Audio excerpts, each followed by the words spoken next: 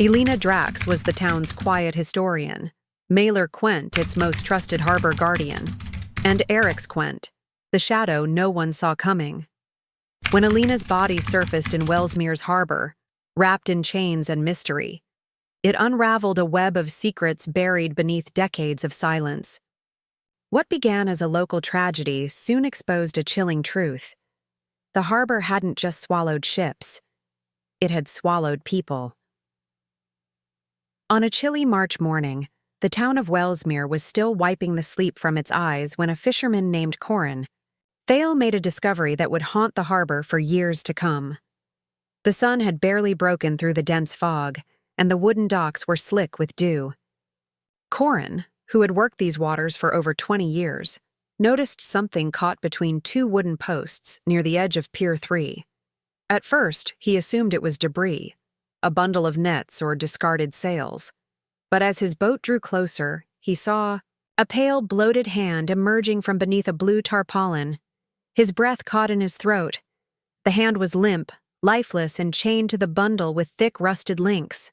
Without wasting time, Corin called the harbor master, who then alerted the authorities. Within the hour, yellow tape fluttered in the breeze, and the pier was cordoned off as crime scene investigators arrived. The body was retrieved carefully from the water. The chains had been wrapped tightly, as if meant to weigh the person down, but the buoyancy of the harbor current had betrayed whoever tried to sink her. The victim was female, likely in her 30s, with long dark hair tangled around her shoulders like seaweed. Her face was so swollen from the water that initial identification was impossible. Her fingernails were broken, one foot was bare, and the skin on her hands showed signs of deep bruising and restraint. There were no obvious signs of a weapon, no blood, and no wallet or purse. The body had been deliberately stripped of anything that could give her a name. News of the Lady in the Harbor, as the media quickly dubbed her, spread through the town like wildfire. Welsmere was not a place known for crime, especially not something as dark and cinematic as a body chained in the water. The local police chief, unfamiliar with handling such severe cases, called in the regional crime unit to lead the investigation. Heading the team was Detective Ira Mavern, a sharp-eyed woman known for her methodical approach and quiet intensity. She had solved multiple cold cases across the county and was respected for her persistence in digging past dead ends. Mavern began with the tide charts. Her team consulted oceanographers and determined that the body had likely entered the harbor between 36 and 48 hours before being discovered. This meant the woman was likely killed somewhere nearby and placed into the water deliberately during low tide. No drag marks were found on the docks, which led Mavern to believe the body had been dumped from a boat. Security footage from the harbor was pulled, but many cameras had been inactive due to a recent power outage. Those that worked showed nothing unusual, just the occasional passing vessel and shadows of the tide. Whoever did this had planned it well. Missing persons reports were the next logical step, but combing through state databases yielded no match for the woman. No one matching her description had been reported missing recently. Mavern ordered a facial reconstruction, though the swelling made it difficult. Dental records and fingerprints were collected, but nothing came up. The body was a ghost. No name, no history, no one looking for her. It was like she had never existed. Despite the grim discovery, no other signs of violence were found in the town. No bloody scenes, no witnesses, and no suspicious behavior. Locals speculated that the woman must have been from out of town, perhaps caught in something criminal, maybe human trafficking or a bad relationship gone wrong. Rumors grew by the hour, but Mavern refused to base the case on speculation. She needed evidence. She focused her attention on the harbor itself. This was not a random location. It was quiet at night, with few patrols and dozens of boats docked in tight rows, an ideal place for someone to move unseen. The chains used to weigh.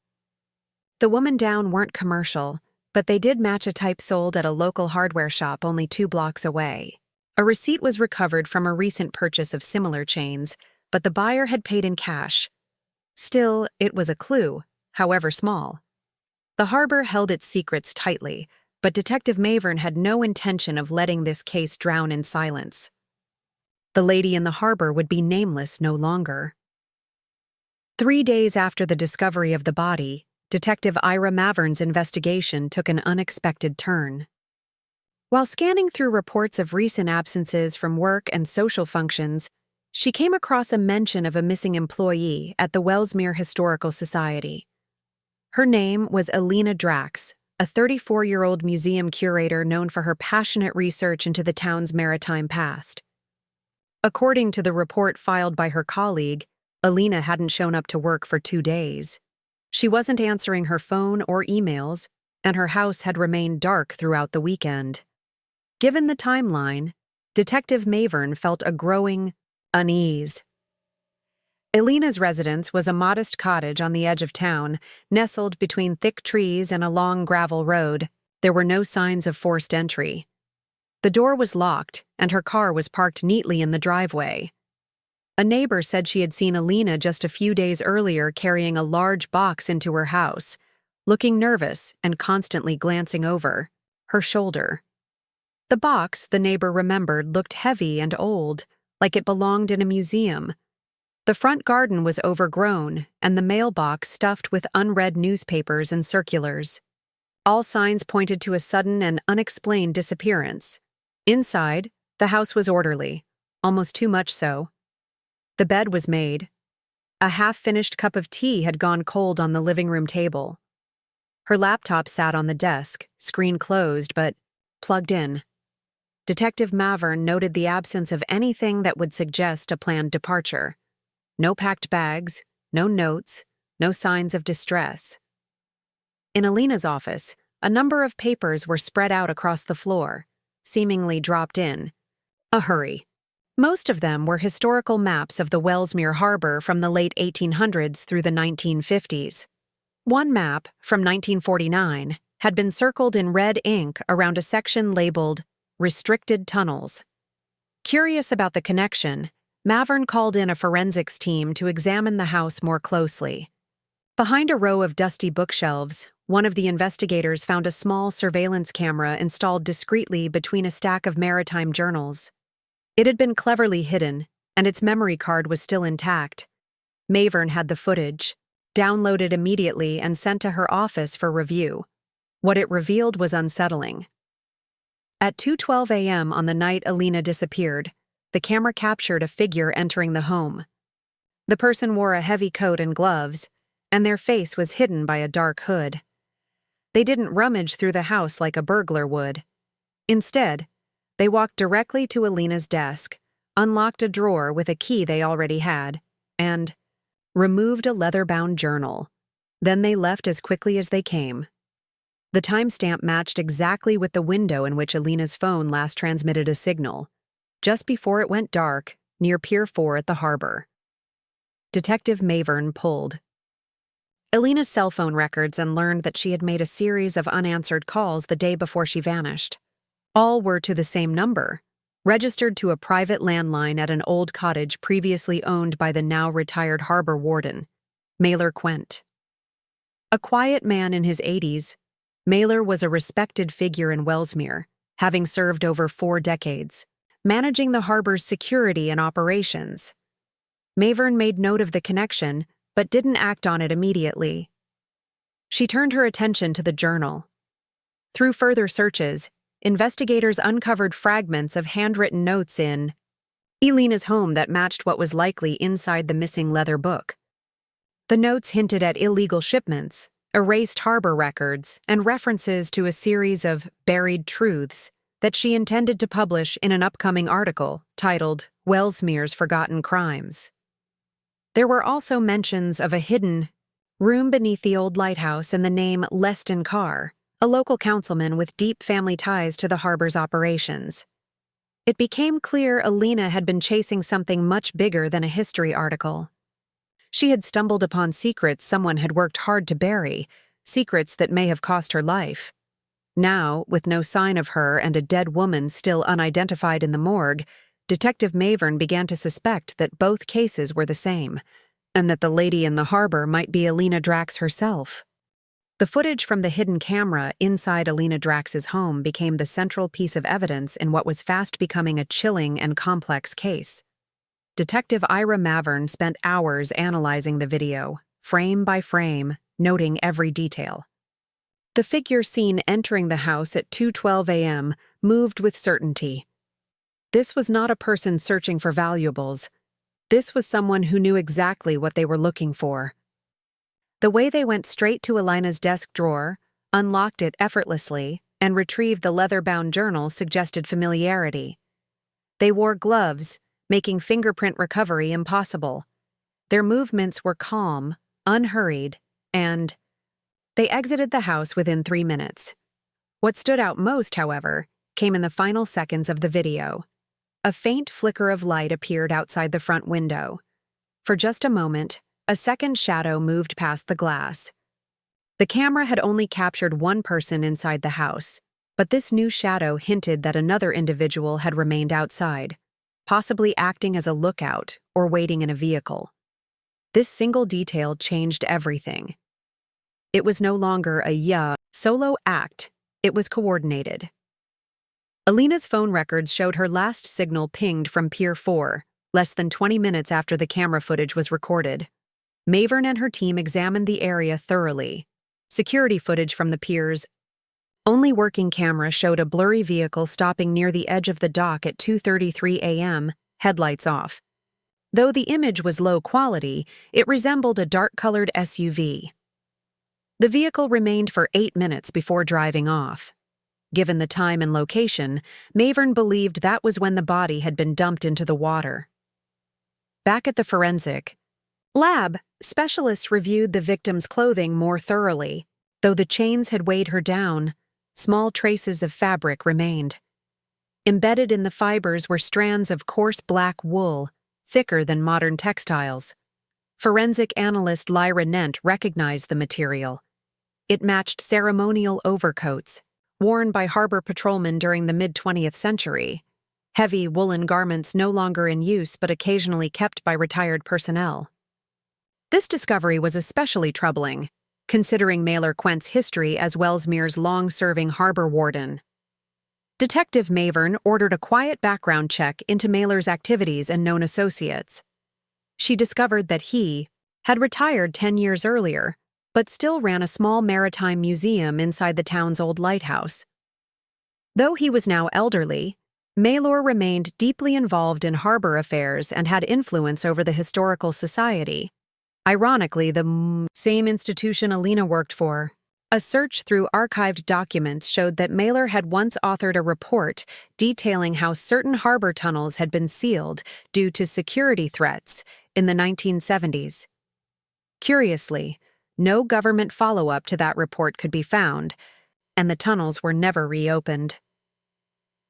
While Maelor became a person of interest, Mavern turned her focus back to the journal Elina had been keeping. Though the original was missing, scattered fragments remained in her study. One page referred to lost cargo manifests from 1971, another to unmarked crates moved at night. A chilling sentence was scrawled in the margin of one torn sheet. They buried the bodies in the harbor's mouth, then sealed the tunnels above them. This statement suggested that Welsmere's past held more than just smuggled goods. It hinted at murder. As the team reconstructed Elina's research timeline, they found that she had visited the archives of a nearby university just 2 weeks before disappearing. She had requested access to maritime logs from the Welsmere port, some of which had been sealed for decades. According to the archivist, Elina was visibly shaken after reviewing the materials. She had whispered to herself, "They'll never let this out," before leaving in a hurry. The next day, she installed the hidden camera. With this new information, Mavern reevaluated the earlier assumption that the body found in the harbor might be a stranger. Everything now pointed toward the victim being Elina herself. The timeline matched. The journal had vanished. Her phone went dead at the harbor. But without dental records or visual confirmation, it couldn't be proven, yet.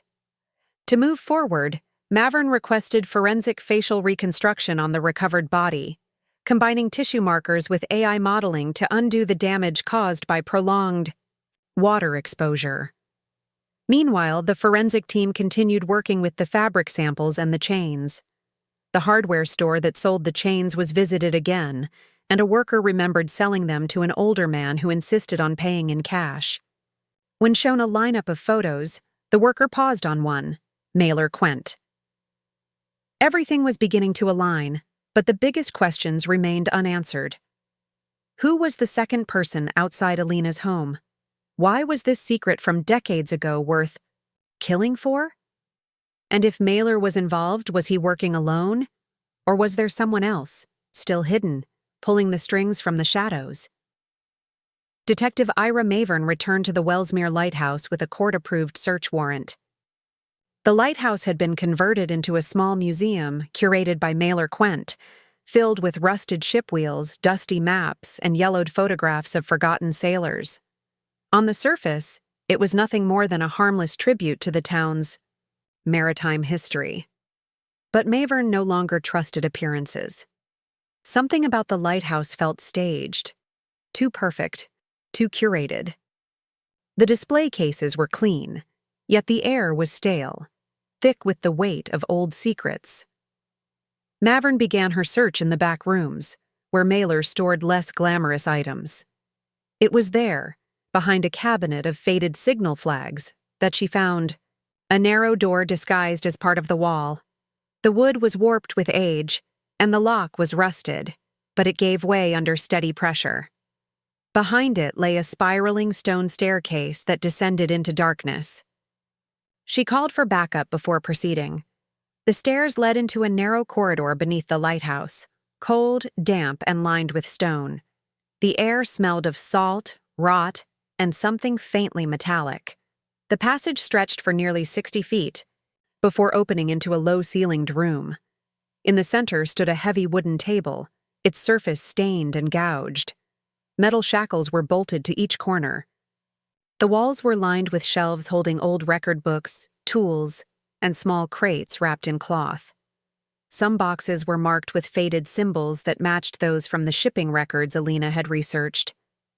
There were no windows, and the only sound was the slow drip of water from the ceiling.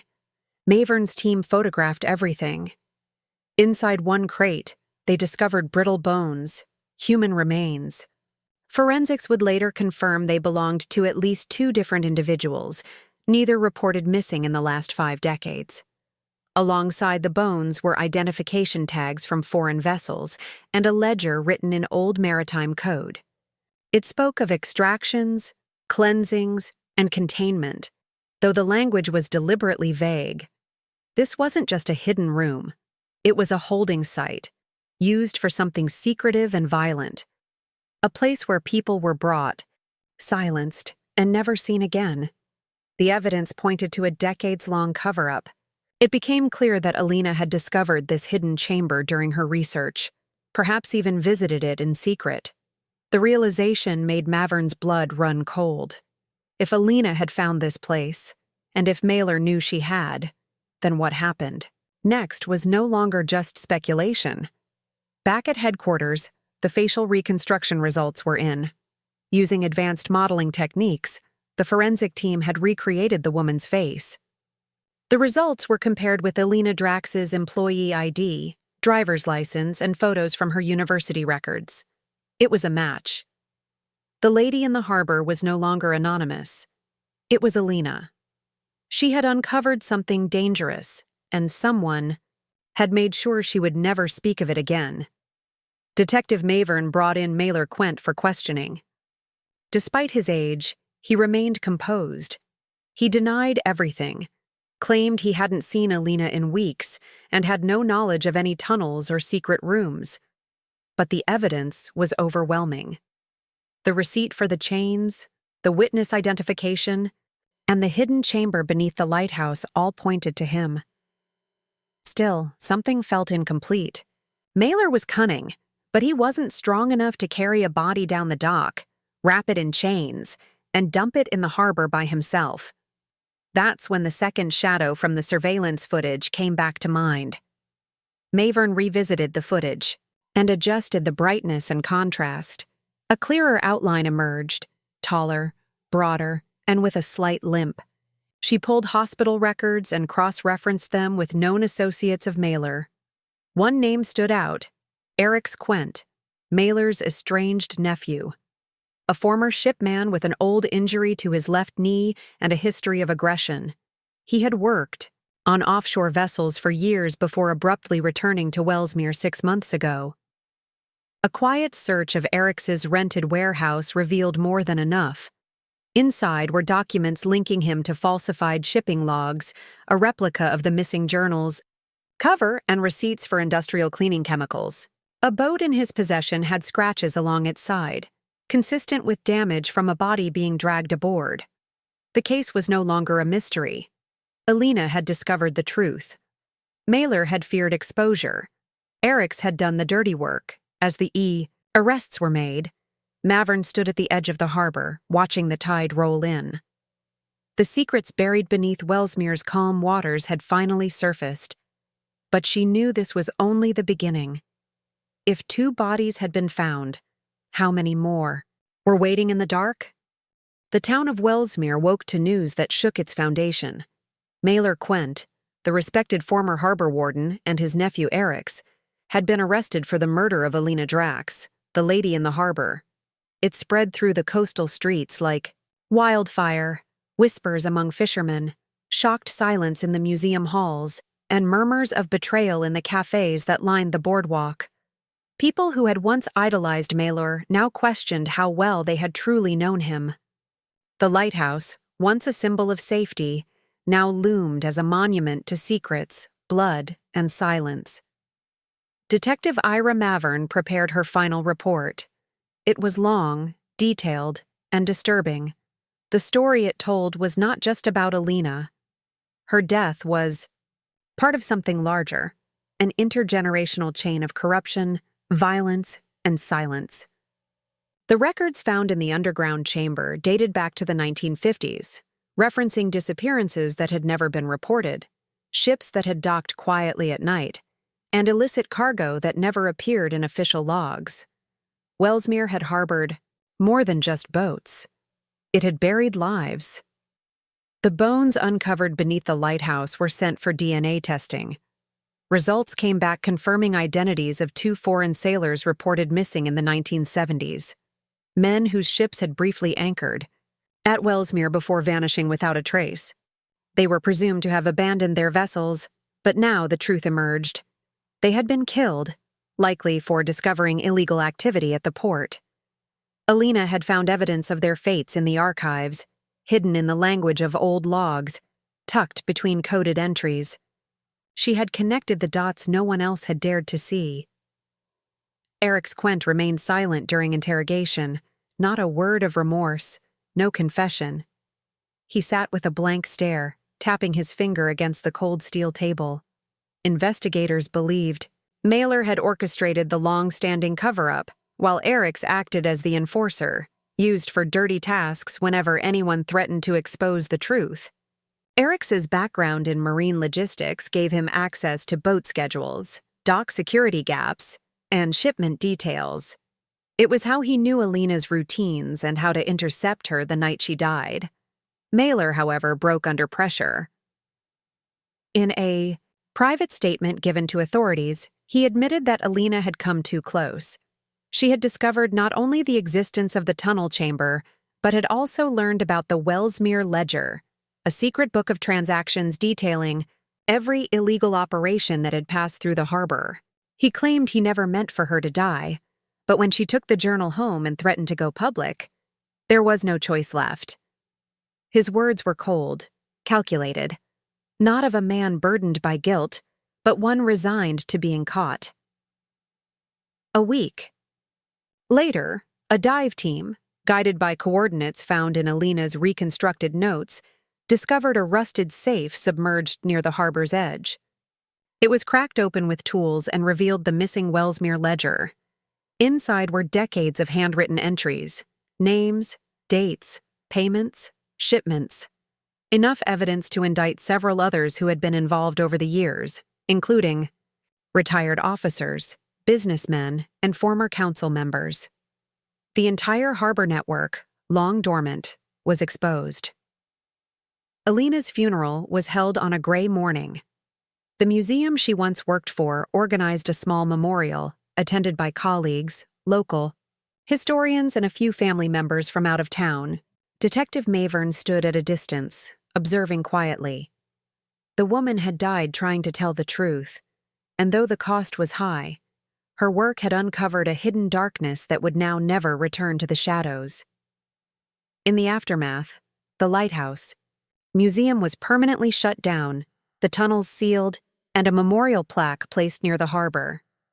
In memory of Elina Drax, whose light revealed what the water hid.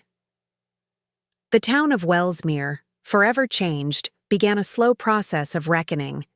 But even as the legal proceedings began, Detective Mavern remained cautious. She reviewed the ledger every night, making notes, comparing signatures, watching patterns. Because deep inside, she feared the truth might go even further, perhaps beyond Maelor and Eric's. If Elina had only scratched the surface, then Welsmere's harbor might still be hiding stories darker than anyone could imagine.